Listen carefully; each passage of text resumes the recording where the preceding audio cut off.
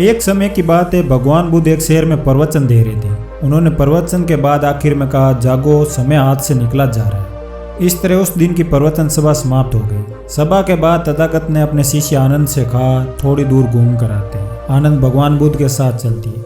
अभी वो विहार के मुख्य दरवाजे तक पहुंचे ही थे, लेकिन वहीं पर रुक गए। प्रवचन सुनने आए लोग बाहर निकल रहे थे, इसलिए भीड़ का माहौल था। वे दोनों भीड़ कम होने का इंतजार करने लगे। इसी बीच भीड़ से निकलकर एक स्त्री भगवान बुद्ध के नजदीक आई और उसने हाथ जोड़कर कहा, तथागत, मैं नर्तकी हूँ। नगर के सृष्टि के घर मेरे नृत्य का कार्यक्रम पहले से तय था, लेकिन मैं उसके बारे में भूल चुकी थी। यहाँ जैसे ही आपने कहा कि जागो, समय निकला जा रहा है, मुझे तुरंत इस बात की याद आई कि मुझे कहीं कार्यक्रम में जाना है।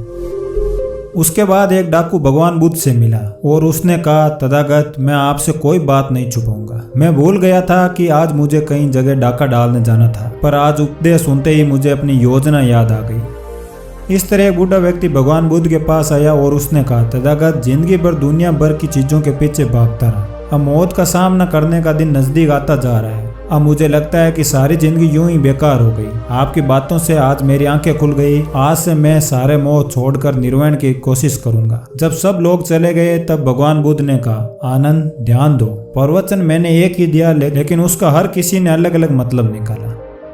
यह कहानी बहुत ही पुरानी है। उस समय महात्मा बुद्ध पूरे भारतवर्ष में घूम घूम कर बौद्ध धर्म की शिक्षाओं का प्रचार कर रहे थे। धर्म प्रचार के सिलसिले में वे अपने अनुयायियों के साथ एक गांव में घूम रहे थे। काफी देर भ्रमण करते रहने से उन्हें प्यास लग गई थी। प्यास बढ़ता देखकर उन्होंने एक शिष्य के पास के गांव से पानी लाने के लिए कहा।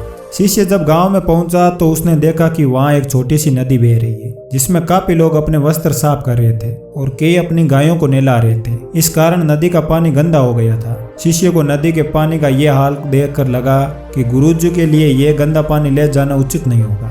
इस तरह वे बिना पानी के ही वापस आ गया। लेकिन इधर गुरुजी का तो प्यास से गला सूखा जा रहा था, इसलिए पुण्य उन्होंने पानी लाने के लिए दूसरे शिष्य को भेजा। इस बार वह शिष्य उनके लिए मटके में पानी भर ले आया। ये देखकर महात्मा बुद्ध बड़े आश्चर्यचकित हुए। उन्होंने अपने शिष्य से पूछा, गांव में बहने वाली नदी का पानी तो गंदा था, फिर ये पानी कहाँ से लाए? शिष्य बोला, हाँ गुरुजी, उस नदी का जल सही में बहुत गंदा था, परंतु जब सभी अपना कार्य खत्म करके चले गए तब मैंने कुछ देर वहां ठहर कर पानी में मिली मिट्टी को नदी के तल में बैठने का इंतजार किया। जब मिट्टी नीचे बैठ गई तो पानी साफ हो गया और वहीं से मैं पानी ले आया। महात्मा बुद्ध शिष्य का यह उत्तर सुनकर बहुत खुश हुए। शिक्षा दी कि हमारा जीवन भी नदी के जल जैसा ही है। जीवन में अच्छे कर्म करते रहने से यह हमेशा शुद्ध बना रहता है, परंतु अनेकों बार जीवन में ऐसे भी क्षण आते हैं जब हमारा जीवन दुख और समस्याओं से गिर जाता है। ऐसी अवस्था में जीवन समान ये पानी भी गंदा लगने लगता है। मित्रों, इसलिए हमें जीवन में दुख और बुराइयों को देखकर अपना सांस नहीं खोना चाहिए और धैर्य रखना चाहिए। गंद के समान ये समस्या स्वयं ही धीरे धीरे खत्म हो जाती है। एक समय की बात है, भगवान बुद्ध एक गांव में धर्म सभा संबोधित कर रहे थे। लोग अपनी विभिन्न परेशानियों को लेकर उनके पास जाते और उनका हल लेकर खुशी खुशी वहां से लौटते। उसी गांव के एक सड़क के किनारे एक गरीब व्यक्ति बैठा रहता था। महात्मा बुद्ध के उपदेश शिविर में जाने वाले लोगों को बड़े ध्यान से देखता और बड़ा आश्चर्य होता कि लोग अंदर तो बड़े दुखी चेहरे लेकर जाते हैं, लेकिन जब वापस आते हैं तो बड़े खुश और प्रसन्न दिखाई देते हैं। उस गरीब को लगा क्यों न वे भी अपनी समस्या को लेकर भगवान के समक्ष रख गए। मन में ये विचार लिए वे महात्मा बुद्ध के पास पहुंचा। लोग पंक्तिबद्ध खड़े होकर अपनी समस्या बता रहे थे। जब उसकी बारी आई तो उसने सबसे पहले महात्मा बुद्ध को प्रणाम किया और फिर कहा, भगवान, इस गांव में सभी लोग खुश और समृद्ध हैं, फिर मैं ही गरीब क्यों? इस बात पर उन्होंने मुस्कुराते हुए कहा, तुम गरीब और निर्धन इसलिए हो क्योंकि तुमने आज तक किसी को कुछ दिया ही नहीं। इस पर वह गरीब व्यक्ति बड़ा आश्चर्यचकित हुआ और बोला, भगवान, मेरे पास दूसरों को देने के लिए क्या होगा? मेरा तो स्वयं का गुजारा बड़ी मुश्किल से होता है। लोगों से भीख मांग कर मैं अपना पेट भरता हूँ। भगवान कुछ देर शांत रहे, फिर बोले, तुम बड़े अज्ञानी हो। औरों के साथ बांटने के लिए तुम ईश्वर ने बहुत कुछ दिया है। मुस्कुराहट दी है जिसे तुम लोगों में आशा का संचार कर सकते हो। मुख दिया है ताकि लोगों को दो मीठे बोल बोल सकते हो,